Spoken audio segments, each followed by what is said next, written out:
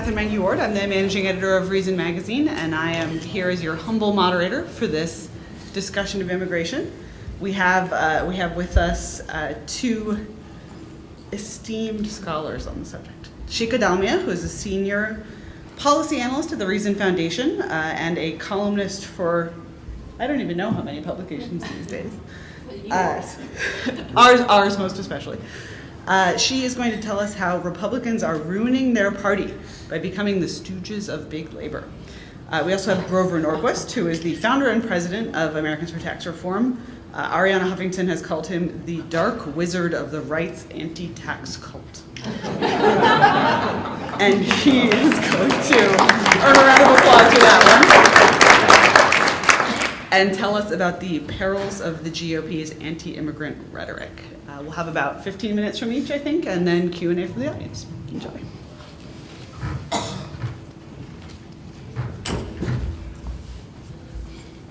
Thanks, Catherine. And I just want to first begin by thanking Grover because I asked him at a very last minute if he could come and speak, and he was really, really generous and a real sport. So thank you very much, Grover. And he might be a dark wizard of tax policy, but on immigration, he's just absolutely right. So you'll hear from him in a minute, but so let me get started. Soon after it became clear that Mitt Romney lost last November, because Latinos came out in swing states and voted in droves for Obama, Rush Limbaugh was absolutely outraged. He went on the air and said Republicans have a problem. And the problem was not that Romney had thoroughly alienated his Latino voters during the primary by declaring that he'd deal with the unauthorized workers in their communities by getting them to voluntarily self-deport. He said the problem was that liberals play Santa with big government, and Republicans have no counter offer because they are restrained by their limited government principles. So I'm going to argue actually that nothing could be further from the truth. The reason that Republicans can't win Latinos or other minorities for that matter, very rich minorities like Jewish people and Indian Americans and what have you, and Grover will get into that a little bit more, is because Republicans counter liberal Santa version of big government with what I call the Darth-Vader idea of big government. So what Republicans show Hispanics and other voters is not the humane and kind version of limited government, which is what they could do to get them to vote for them. And nowhere is this clearer than on the issue of immigration. On this issue, Republicans are both the stupid party and the evil party rolled into one. Republicans have been holding up immigration reform in the House because they say that till they have full border security, we won't support any plan for citizenship for the 11 million undocumented workers in the country. So to achieve this full border security, there is this border surge in the Senate bill that has just passed. And as part of this surge, what has the Senate done? The Senate has authorized $45 billion to build a double fence twice as long as the one that we currently have on our southern border. They have also authorized 24-hour drone and other surveillance of the whole border. They have doubled the number of Border Patrol agents from 20,000 to 40,000. So there's going to be a Border Patrol agent every 1,000 feet. The $45 billion spending is about 5 times what the bill originally said was necessary to spend on border security. It is on top of $90 billion that we have spent on border security since 9/11. This represents a 100-fold increase in border security spending since 9/11, and this is from the party of austerity. In exchange, all that Republicans have to do is agree to hand temporary working status to the undocumented aliens right away.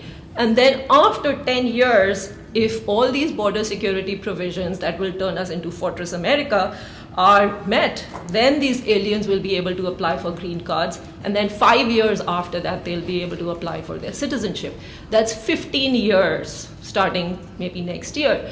By that time, half of them are going to be dead because a lot of them came here because after the 1985 amnesty initiative.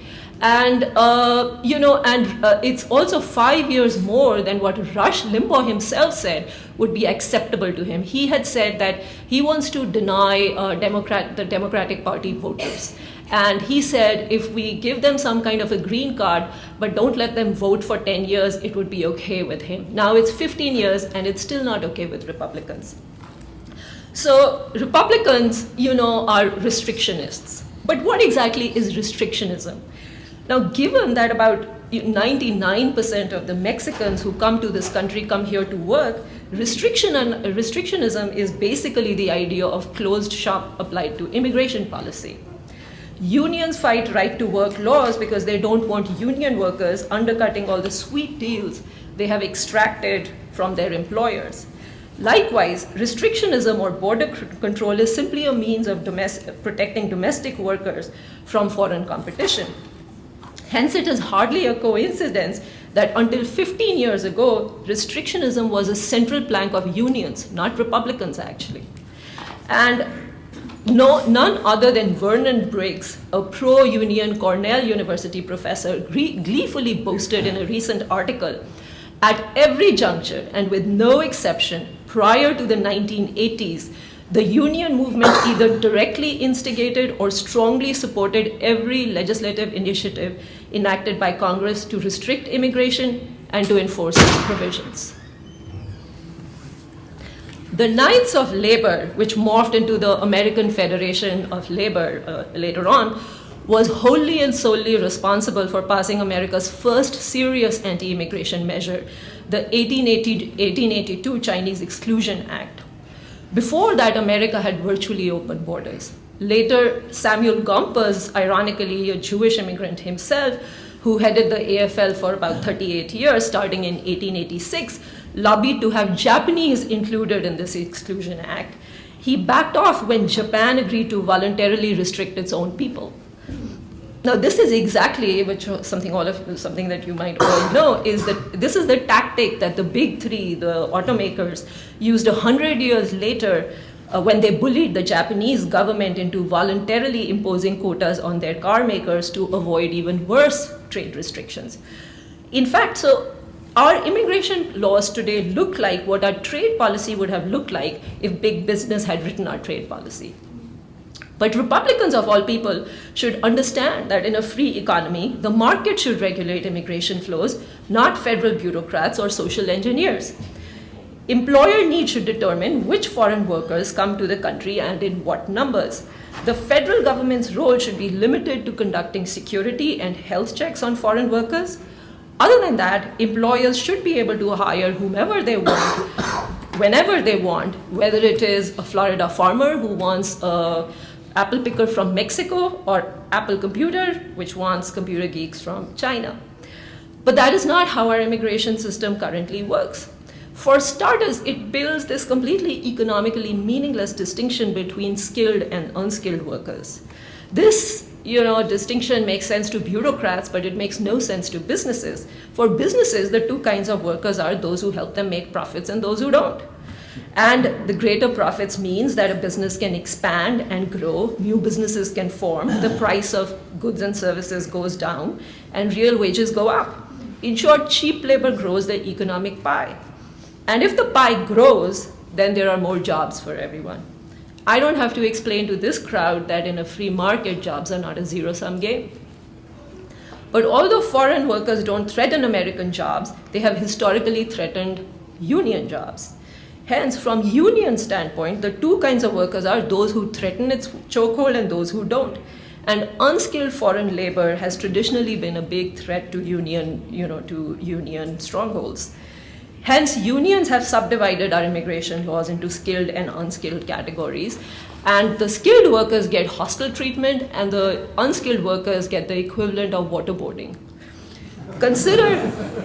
Consider first what skilled workers that virtually everyone agrees are good for the economy have to go through courtesy big labor. And all these rules have been put in place by big labor, as Vernon Briggs himself said. Their saga begins when they generate a job offer and their employer applies for a temporary work permit called an H-1B visa. But the cap of this visa is so low that this visa gets filled within 10 days of opening up every year. And if the employers and the foreign workers who don't get this visa then have to cool their heels for another year, and then they can play the visa lottery again, and the odds remain the same. Now, for the lucky ones, the foreign workers who actually get a visa, their troubles are only just beginning. The visa imposes draconian restrictions on them just for the fun of it. There's no rational basis to this. Their spouses, no matter how qualified, are not allowed to work. They can't change jobs if they apply for a green card, which is a permanent work permit. But to get the green card, they must get the Labor Department to certify first that there are no qualified Americans to do their job. By the way, the Senate bill makes all of this infinitely worse, and we can get into that in the Q&A. But this is just the current system. The current wait time for green cards for Indian and Chinese high-tech workers is 12 years. So green card applicants are essentially indentured servants of their companies for about 12 to 15 years of their peak professional career time. And high-skilled workers are actually the lucky ones. Restrictionists insist that unskilled workers must wait their turn in a queue just like foreign professionals do to come to this country and get green cards. But the problem is that there is no queue for unskilled workers. Temporary work visas such as the H-2B that are meant for non-agricultural unskilled workers, which is the bulk of the illegal population, are even harder to get than H-1Bs. And that's because the cap on them is just as tight as those for H-1Bs, but the demand for them is 4 times greater.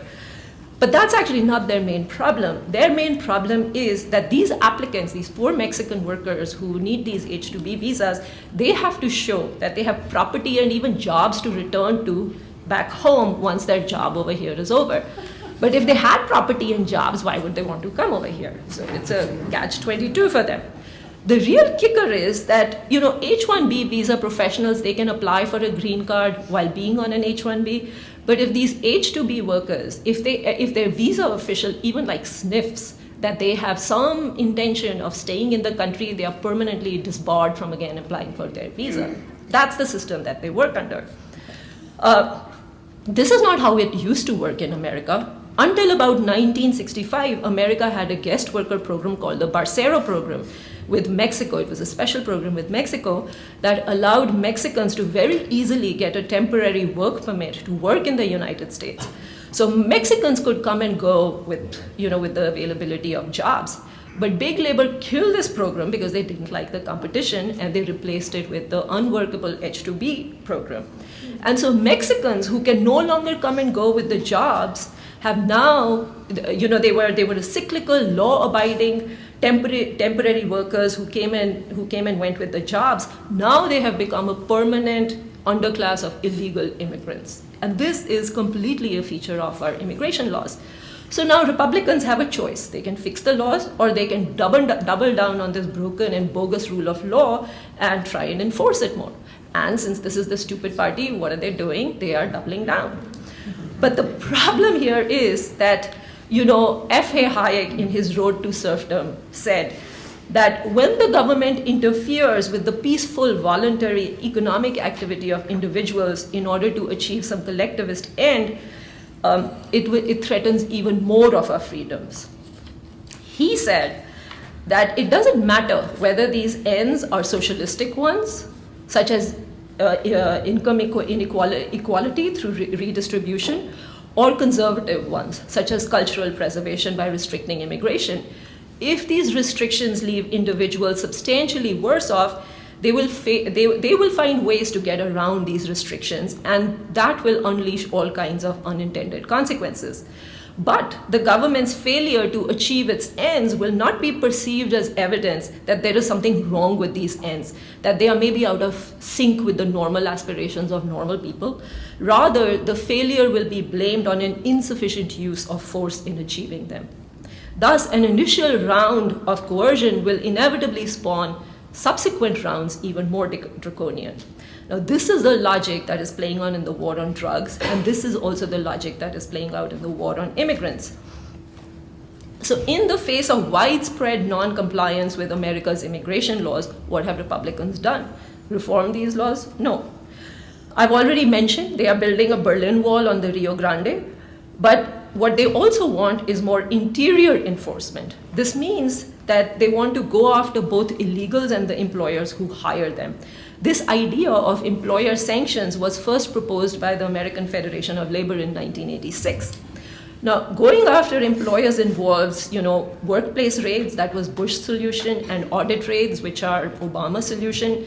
And I don't think it's paranoia to think that we might have SWAT raids next, just as we have in the war on drugs. The Gang of Eight bill also wants to force all employers to participate in E-Verify. Now, E-Verify involves paying $150 to verify the immigration status of each potential recruit, foreigner or American, against a federal database. The net effect of such a law will be to require all Americans to obtain a permission slip from the government in order to work. In other words, we are all illegals now till we can prove otherwise to our government. E-Verify is essentially a hidden employment tax. And to make sure that businesses pay it, Arizona and Alabama Republicans are resorting to something called business death penalties. This means that if an employer is caught with an illegal twice, they will revoke this employer's license. So in other words, they are shutting down American businesses to protect American jobs. So on one hand, Republicans oppose Obamacare's employer mandate. On the other hand, they are championing the equally draconian E-Verify mandate. But it doesn't stop there. Many cities are barring homeowners from renting rooms to workers who don't have papers. Congress has actually thought about prosecuting churches and soup kitchens that offer free meals to illegals on the grounds that they are aiding and abetting an illegal act. Giving undocumented workers a ride in your car in Arizona is already illegal. I'll let Grover talk about how terrible the politics of all this are for the GOP, but just let me say this. If Latinos did not vote for Republicans in the last election, is it because they were rejecting its limited government ideals and wanted free goodies? Or was it because their choice was between a benign and beneficent Democratic big government and a harsh and punitive Republican big government? Republicans can scream all they want that this kind and gentle liberal government is a facade and that it'll come back and become more draconian. But if you are a Hispanic, what do you see? What you see is the immediate and instant danger of what the Republicans are proposing to do to you compared to this distant danger of what might happen under a Democratic regime.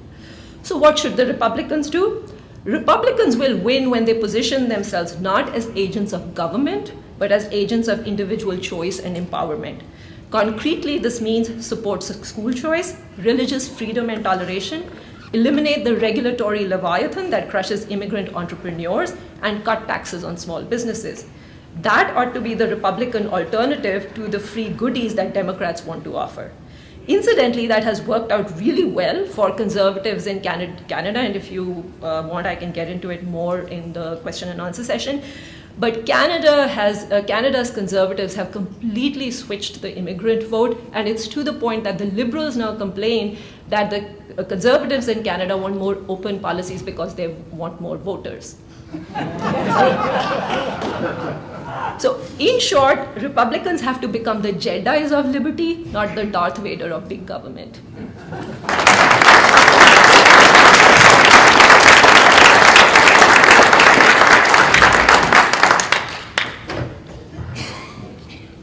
One of the reasons the immigration issue is so frustrating is that Republicans, conservatives, are actually doing the other team's work, as was commented.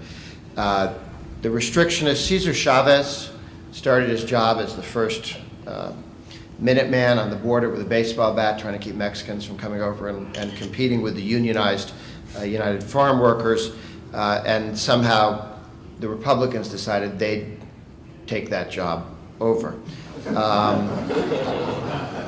Unions have traditionally, back 100 years, been the party against immigration. And it's so bad that back in the 80s, when I was doing college Republican work, and we'd work with other student groups, including union-financed front groups of the left. And we got a letter together to support Soviet Jewish emigration. And we thought we'd get all the student groups to sign it. None of the left of center groups that got money from the unions would sign it because it might imply we'd let them here. They were that much opposed to immigration. So how do we end up in this position? One reason is misdirection. You have a lot of people, John O'Sullivan, foreigner from Britain, used to run the National Review, gave a speech one day and he said, you know, immigrants come here, they go on welfare, they become Democrats, this is bad, we should stop immigration. And I went up to him afterwards and I explained to this foreigner that he'd given a great speech against welfare. But why did he act as if he'd just given a speech against immigrants? Most of the people in this country who become dependent on the state were born here. Most people go on welfare were born on this side of the border. Why are you worried, focused on the relative handful that come in? And he said, well, you're right, of course, but we can't fix welfare. We're stuck with the welfare state. But we can close the border. Okay, this was before 1996, and I would argue that politics suggests that handled right, we can reform welfare. We made some real progress with aid to families with dependent children. And the Ryan Plan, which every single Republican in the House and Senate has endorsed, takes what was done on that, block granting AFDC, to the 185 means-tested welfare programs that we have at the national level, and block grants them all out to the state, which would allow the 50 states to compete with each other, and you'd end up with dramatically lower costs on welfare and fewer people locked into welfare dependency. But rather than focus on getting that done, and when Bush came in, when he, at least for 6 months, had a Republican House, Senate, and presidency, he didn't go to block grant welfare. He focused on other things. And we have some conservatives who, where we should be focusing on reforming the welfare state for everybody, have decided to go shout at immigrants as if they developed our welfare state for us.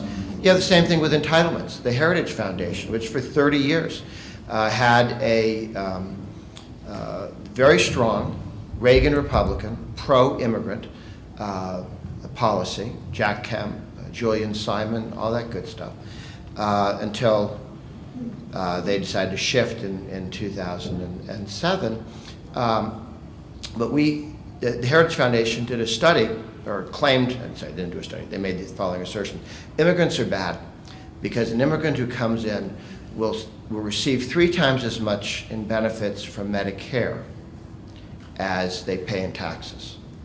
This is true of everybody born in this country. Okay? The entitlement system, particularly Medicare, but also to a certain extent Social Security, pays out more than people put in. The thing's going bankrupt. It's going bankrupt if there are no immigrants. It's going bankrupt if there are no other countries. Our welfare system is damaging and expensive if there were no immigrants. So to focus on being angry at immigrants for our welfare system, being angry at immigrants for our entitlement system, and again, the Ryan Plan handles the reform of entitlements, and particularly Medicare, in a way that ends that and makes it sustainable into the future. The other thing some people look at, they say, well, our education, our public schools run by unionized bureaucracy, doesn't teach people English very well, and doesn't teach them American history. Okay, that's true for the people who are born here who go to public schools. Okay? And somehow to blame foreigners for our education system and for our government school monopoly seems to be silly. It's an effort by some people to blame guys who can't vote against you, future immigrants, they're not even here, right, for our problems that we collectively, I mean, I wasn't in on this, I say we, I mean everybody in the country, where we allowed the government to make these errors. And so it's not just everything that was pointed out that we're hurting ourselves by not allowing talent and youth and vitality to come in. And this idea that some people are low-skilled Yeah, maybe today they are, but I mean, you come in, you get skills. Your kids are a different story.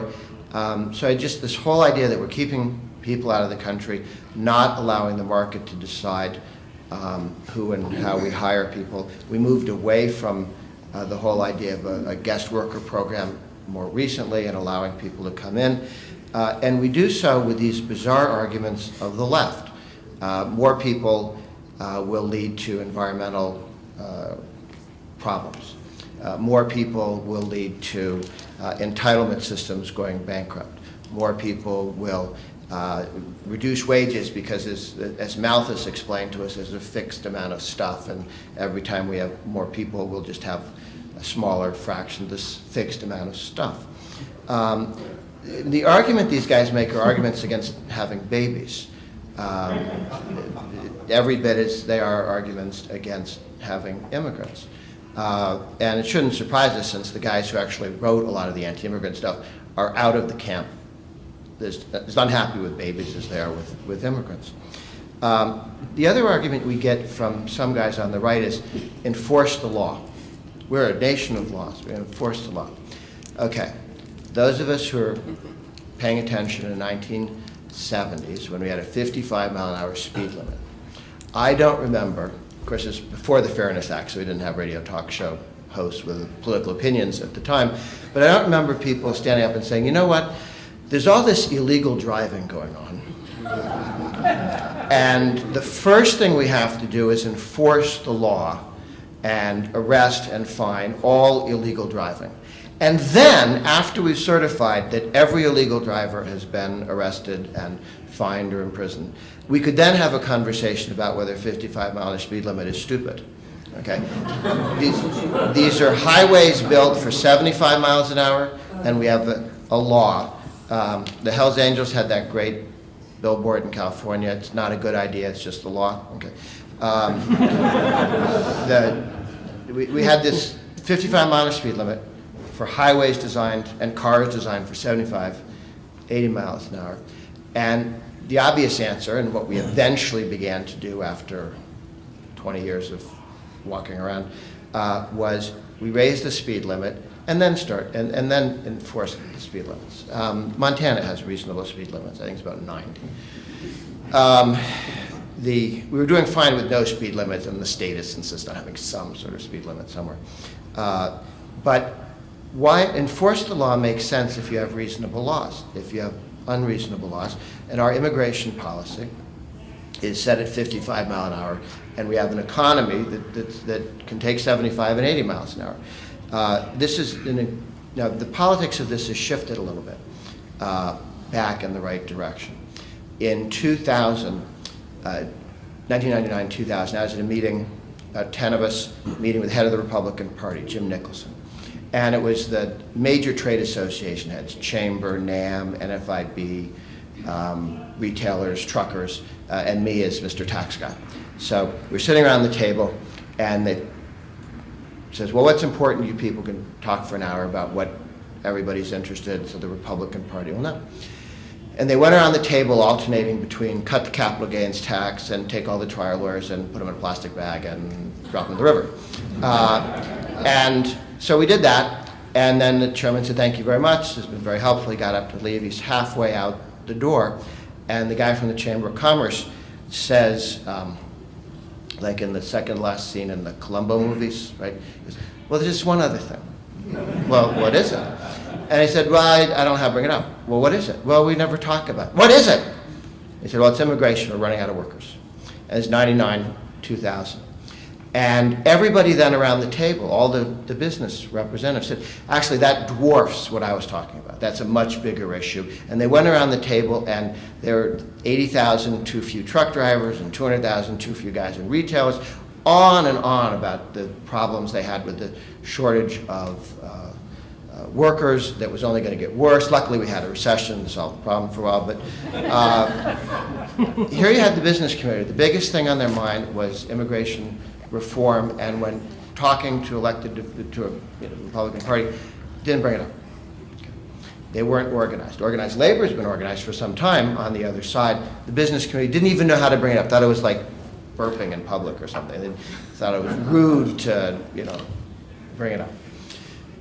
The various communities of faith were not as active, and now today the Roman Catholic Church is very active. The Southern Baptist Convention overwhelmingly voted in favor of comprehensive reform. The LDS Mormon Church is very strong on this. The National Association of Evangelicals. So you have this whole collection sort of underneath the modern Republican Party. You've got these politicians listening to the echoes of radio talk show hosts who can be rich with a 5% market share. Okay, 5% of the people in the country listen to you on radio. You can retire rich. Okay, with 5% of the vote, you can't get elected dog catcher. And so there's a conflict of politicians listening to guys who deal in 5% market shares when they need to be speaking to 51% market shares if they're planning on getting elected from time to time. And so you've got the radio talk show hosts giving you an explanation which works with their listenership, or at least with the guys who call in, and you now have underneath the Republican Party every single business association in the United States and all of the major and minor religious communities. Now, if the Republican Party isn't the party representing people with jobs who go to church from time to time, I don't quite know how they see their demographic, and yet that shifted underneath them. So I think some of the negative stuff that we're seeing, we can move back. I think we will end up with something along the lines of comprehensive, but the biggest challenge is the costs of doing that, as brought up earlier, this border security stuff. The way to get border security is to have a guest worker program, allow people to come here and work and come back and forth. We dropped from 800,000 arrests a year down to 40,000 arrests a year with the Bracero program under Eisenhower, and then when the unions got rid of it, we went back to 1 million arrests a year at the border. It seems to me we don't need the whole border security and drones and whatnot. We need a guest worker program.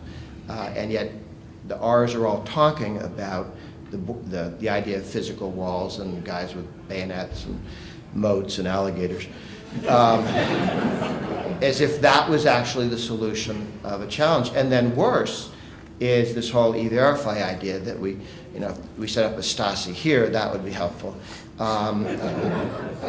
And what they're willing to sacrifice in the name of accomplishing something that a guest worker program would accomplish 99% of anyway, is I think problematic. But that said, I think we're moving slowly in the generally right direction of reckoning. And the other one is underneath all this, even ours will tell you we need more immigrants, we need guys, we need farmers, we need dairymen. I don't know, this was new to me. 80% of the people who work in the dairy industry are without documents. It's a rather high percentage.